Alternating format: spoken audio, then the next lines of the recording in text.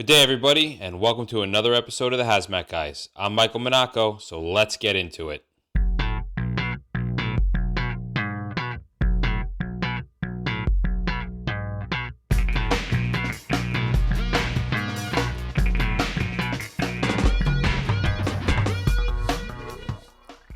Welcome back, everybody. We are on episode 57. and we are the premier podcast dealing with hazmat response for the fire responder.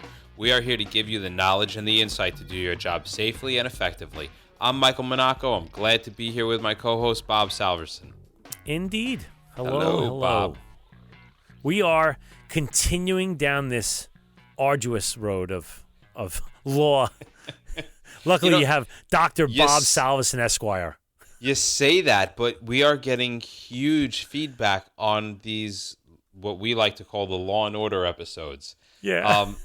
People are really, I was very shocked to find out how many people are like, wow, this is great. Yeah. I would never sit and listen to a half hour of law talk, but it's giving people a lot of really good information. So we should probably just kind of continue where we left off. All right, let's get back into it. All right, let's move away from level B. Let's move to the top dog, the head cheese, the numero uno, the level A. All right, we use these things all the time, correct? Absolutely not. I love that. This is a type of vapor protection, right? It's a protection that does vapor and gas type protective garment, full body coverage with SCBA, SABA, which is the supplied air breathing apparatus, with a pony bottle. So you can get all basically the same things as the B, and you're going to notice a little redundancy here. They are basically the same types as well. Let's go through them.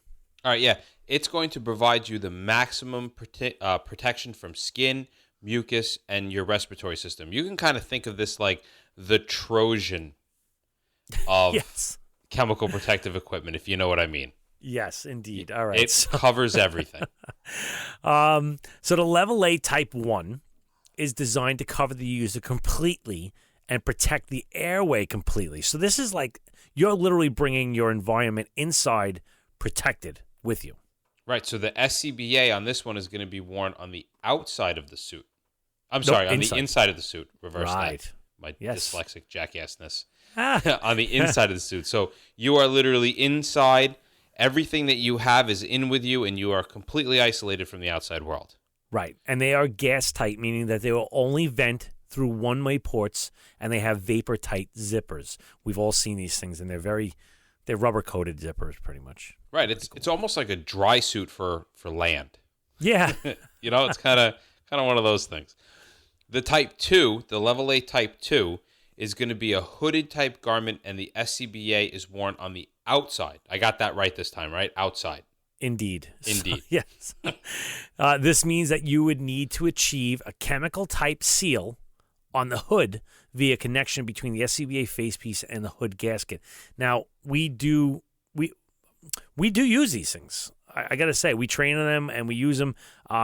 Usually they are more on the what, Mike? They would be more on the task-based or risk-based type thing, right? Right. We use them. I guess they land under the NFPA 1994 category. Right. For those of you that are actually getting off on these regulations and standards. So the 1994 standard covers this, and we really do. Yeah, we're going to use them for people who are not going to necessarily go diving into the product, because your SCBA is still out there, and it is still could potentially be contaminated and degraded by chemicals and things along those lines. So be very careful with how you use it, but it is still a very good suit. It's actually one of my favorites. All right. They have vapor-tight zippers, seams, gaskets, all the same bells and whistles as a fully encapsulated level A.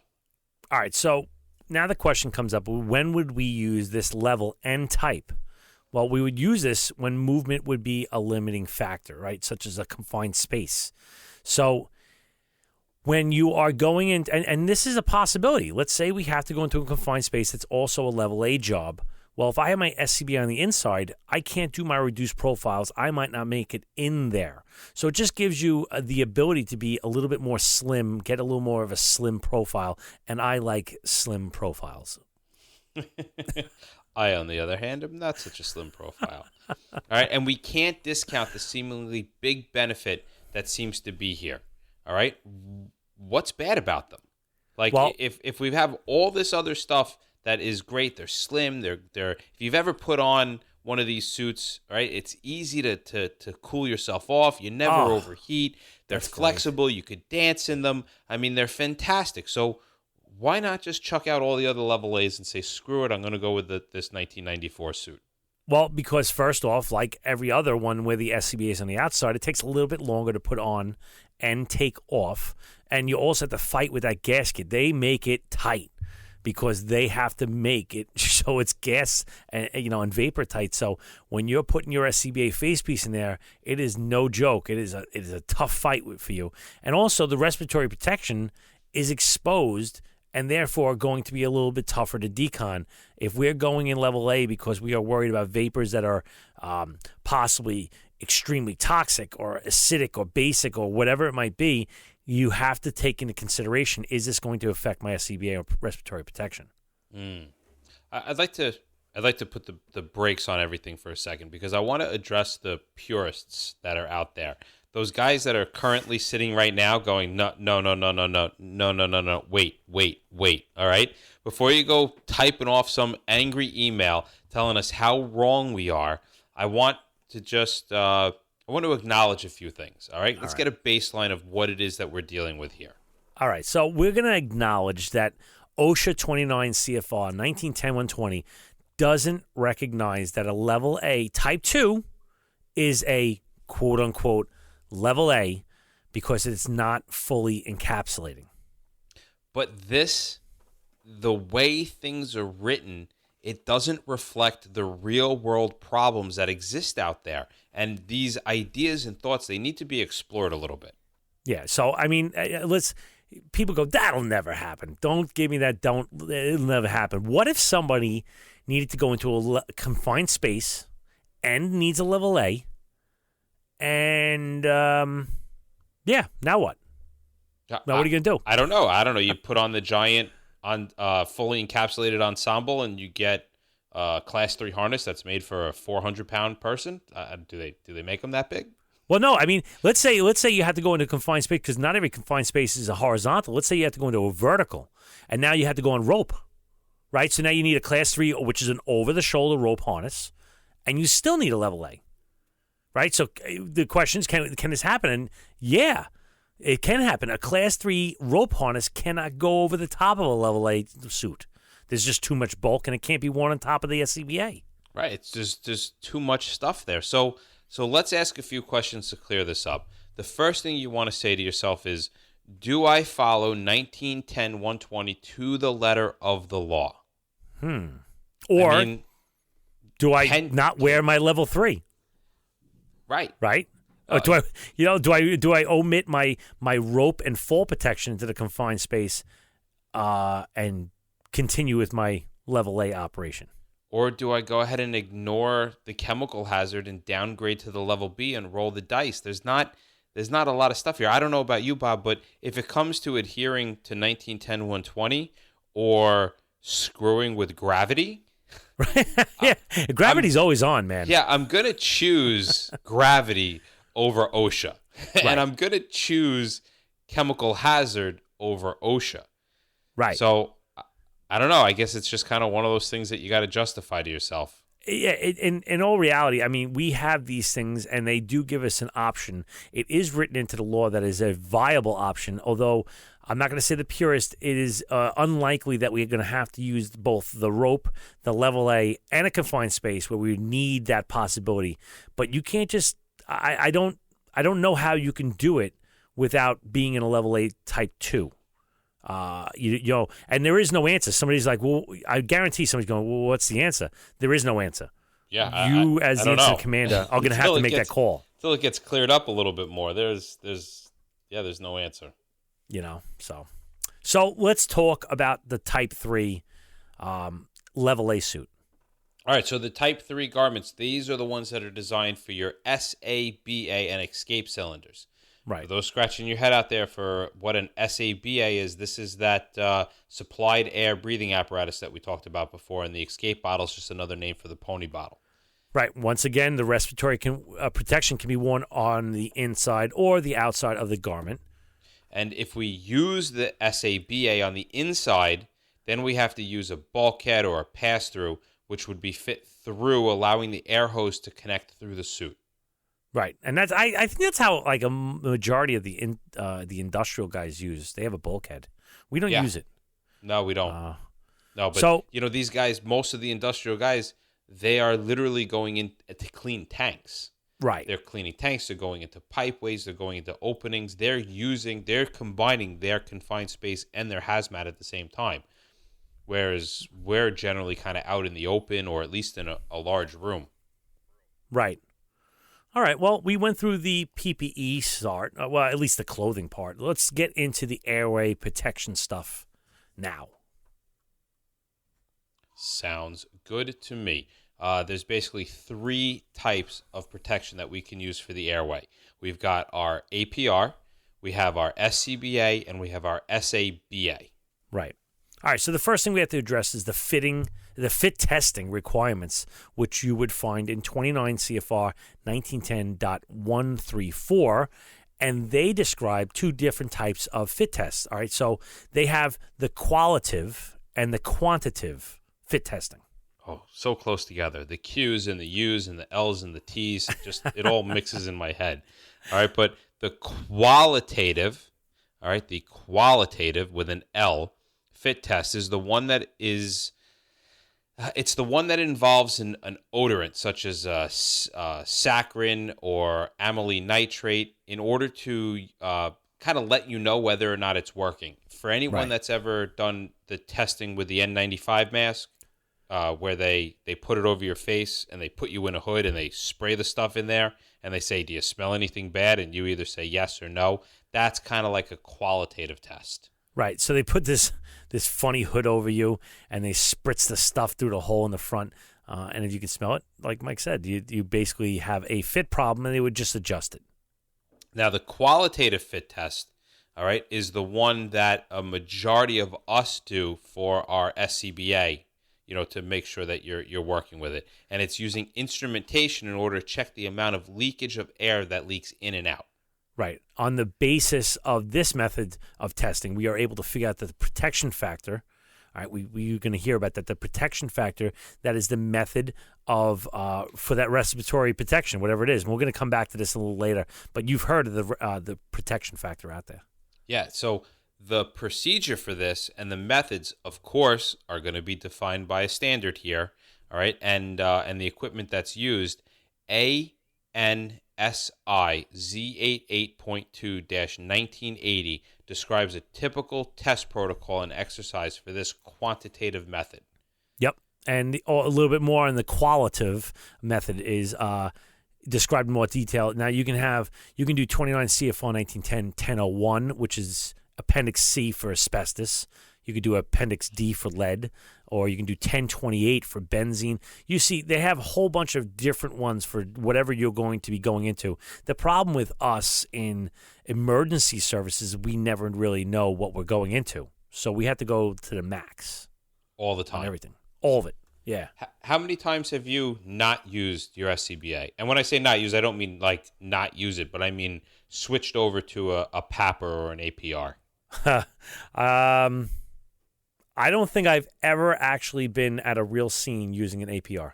Me neither. Right? I mean, I've done it in training and stuff like that, but I've never used an APR live. Yeah, on a run, something long term, I've never used it. They're good for the situation that they're used in, but first responders very rarely use them. What's really nice is that they can remove the contaminants through 4 different methods, right? You've got filtration, absorption, adsorption, and chemical reaction. Right. And we're not really going to delve into this right now. This will be explored in a future episode about all this jazz. But the cartridges that we use for contaminant removal are specific to the product, or at least the chemical group. And that's kind of what Mike's alluding to. When we go into an emergency scene, we don't know what it is all the time. So how can you effectively select the proper APR? Right? You have to know what it is. Right. So, yeah, exactly. It's just not possible. I would say 99.8% of the time. And one of the other things that we need to remember about these is that APRs are negative pressure devices. There is nothing.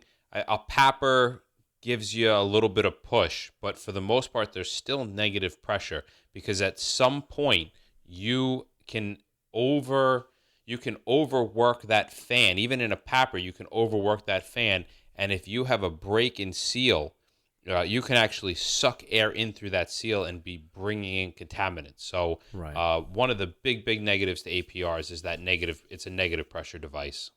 Right. 29 CFR 1910-134 specifies the standard color for these APR cartridges. Yeah, so like a cartridge with the purple stripe is for radioactive materials in combination with any vapor or gas. Then you've got orange-striped APRs. These are good for dust, fumes, mists, in combination with any other vapors or gases. There's many out there, guys. Just, so check with the cartridge to see what they're compatible with. And, for further information on specifics, go and pop one open or check it out on the thing. They have tons of these things.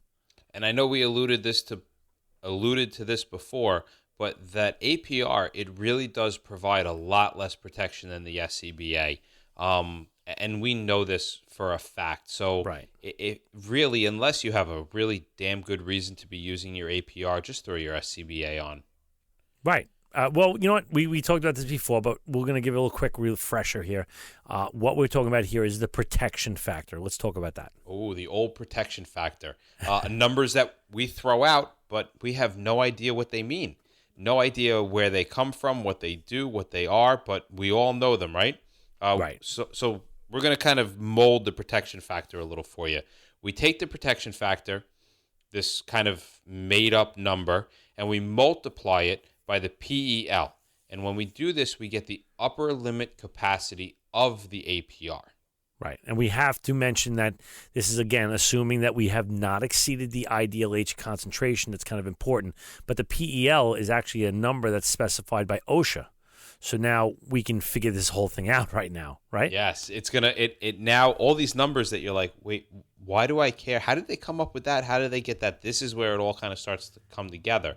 Right. So let's give some examples, right? We have a half face APR, which equals 10, and a full face APR, which equals 50. We got the PAPR, which equals 100, and the SCBA and the SABA is 10,000.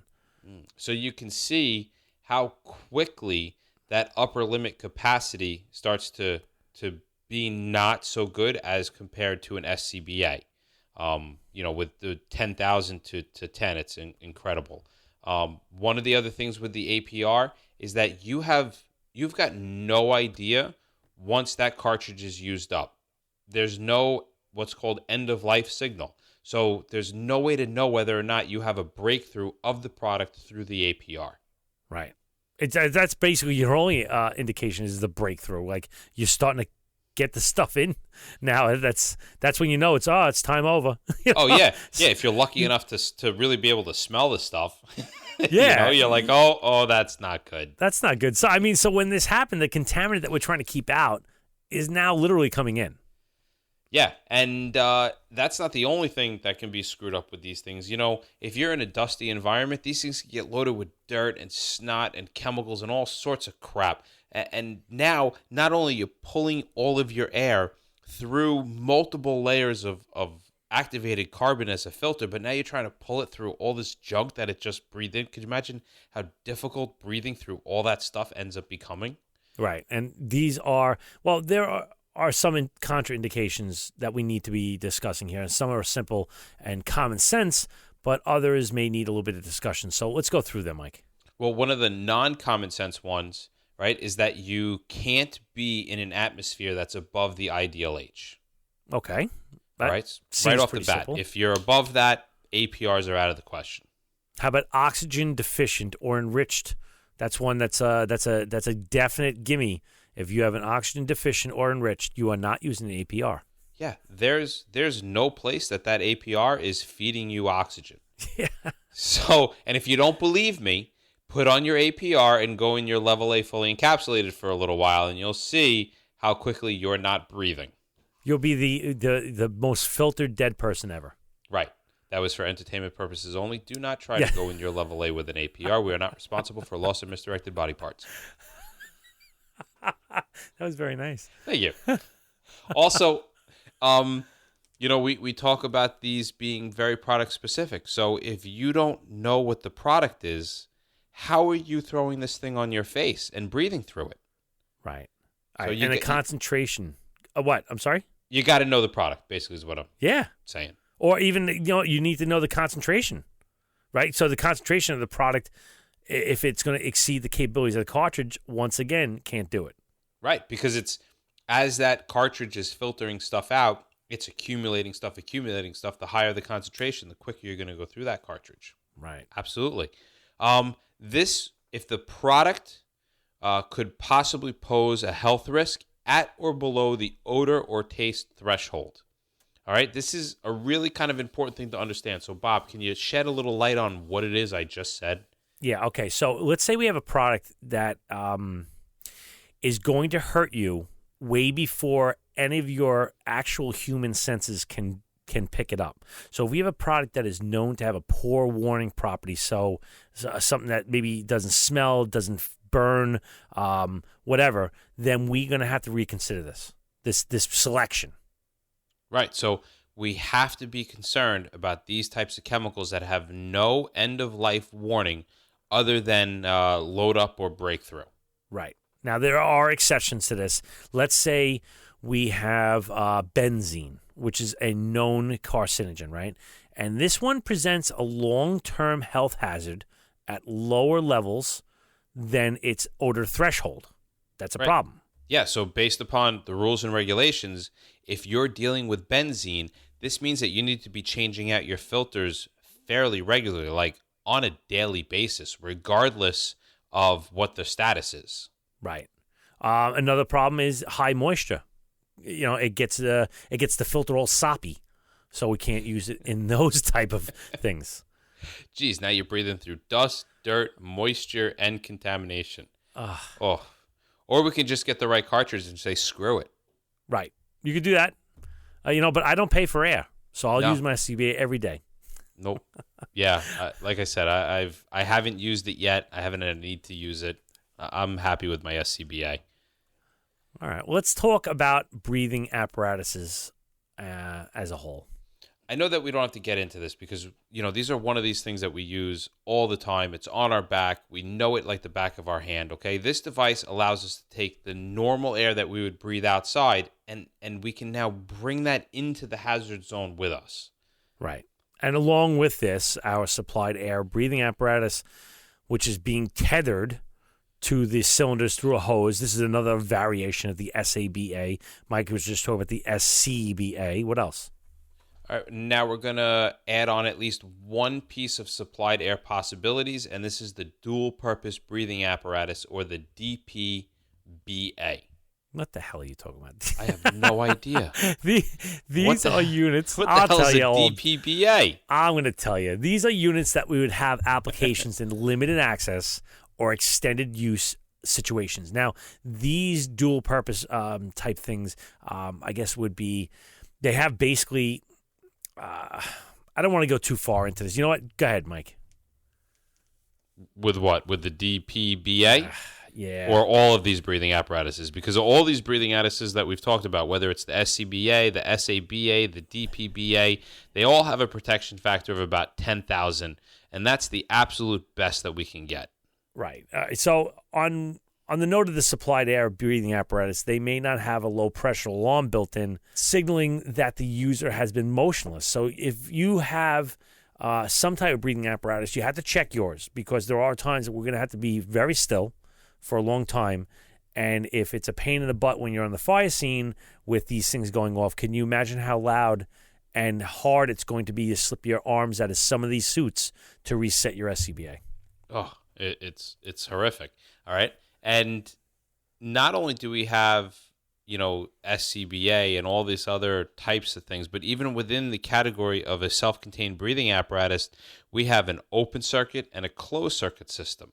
Right. So we're going to talk about that a little bit. In an open circuit variety, we exhale into the surrounding environment. This is basically what we use all the time. This is the cylinder we wear on the back. We breathe in, and it goes out through the exhalation thing. But like everything else, there's pluses and minuses. So let's talk about a couple of them. All right. Well, when compared to the closed circuit, which is the other one, they're a bit heavier. Okay. You also fill the suit now with depleted air, with a concentration of oxygen that you can't breathe. So, I breathe in at 21%. I exhale on general 16%. And that just basically fills up my suit. In minutes. Yeah. Yeah, very quickly. But even though they're heavier, and even though they're a little bit more awkward to use, as first responder firefighters, we are really, really comfortable in them, with them, using them, everything about them. Right. Now, in the closed circuit, what happens is we recycle the air we exhale. So what usually happens, these are the ones that you see in like Army guys, they wear that when they scuba diving under the water and there's no bubbles. What happens is when you exhale, it goes into the system. It gets the carbon dioxide gets pulled out of it, and oxygen, a pure oxygen tank, refreshes it up. It chills it with blocks of ice, and then you re-huff it again. Right. And these are actually really cool systems if no one's ever had a chance to play with them. And they have some really good benefits, like they give you more working time. Yeah, the ones we use are up to 4 hours, but I don't think a lot of guys can handle that, to be honest. I think a lot of guys are going to be folding before that mask does. Yeah. So. And can you imagine like that firefighter mentality of I'm just going to keep going until my equipment fails? You're going to have guys dropping left and right. You got to really know your limitations on this. There is a big difference in the texture. Can I say that as being so? The texture of the air. It's going to be very hot and very moist, and it comes back at you, and it takes. At first, you're like, "Oh God, this is terrible." It's like a hot vent. I should have brushed my teeth before I put this on, because you are literally breathing in your own air. Oh my God, it's terrible. You have to get used to it. Yeah, it definitely takes a little bit of work, and hopefully they got lots of ways to keep that air cold.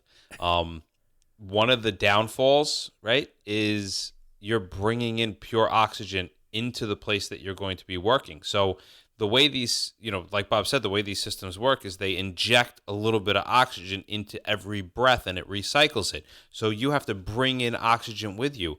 Well, what if something happens and you're in an area where you don't want a lot of oxygen, you don't want a oxygen-enriched environment, and there's a malfunction on your back?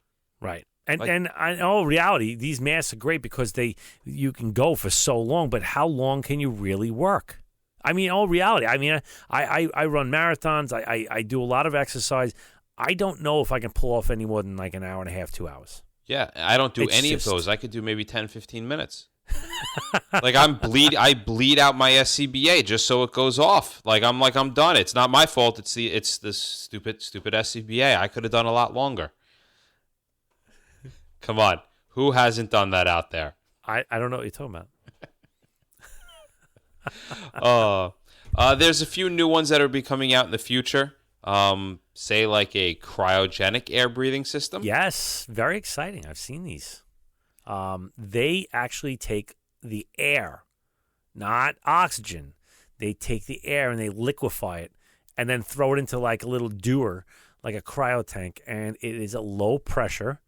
It is unbelievably compact, and you could take a ton. It's like a little thermos. Just in with you wherever you go. Yeah, it gives you like a ton of air. It's amazing. You think they'll be able to make those for fires, or you think that'll be too Levy intensive? I don't know. You know what? I think it probably would be a little more Levy intensive because you're heating up and expanding a lot more. You'd probably need like a triple or quadruple walled where it would take a lot of heat to get through that system. I don't know. It's in a progress. It's in the works. Well, that wraps up another episode of the Hazmat Guys. Thank you for taking a little bit of your time out of your day to listen to us, and hopefully we made your job just a little bit easier. You can find us on Facebook and Twitter at The Hazmat Guys, and please take a moment to go to iTunes and put a review of our podcast, or you can call the comment hotline at 843-628-1484. That's 843-6-THE-MAT. And if you don't know by now, you're not listening enough, we're doing a live, unedited version of this show that is airing on YouTube every week. So look us up on Google+, plus us, like us, whatever it is. Follow us, and you'll get notifications when the show starts. If you want to join in and watch, you can. And we are always looking forward to your feedback about information or interesting incidents that you were a part of. So send us a note at feedback@thehazmatguys.com. Remember, don't just get on the job, get into the job.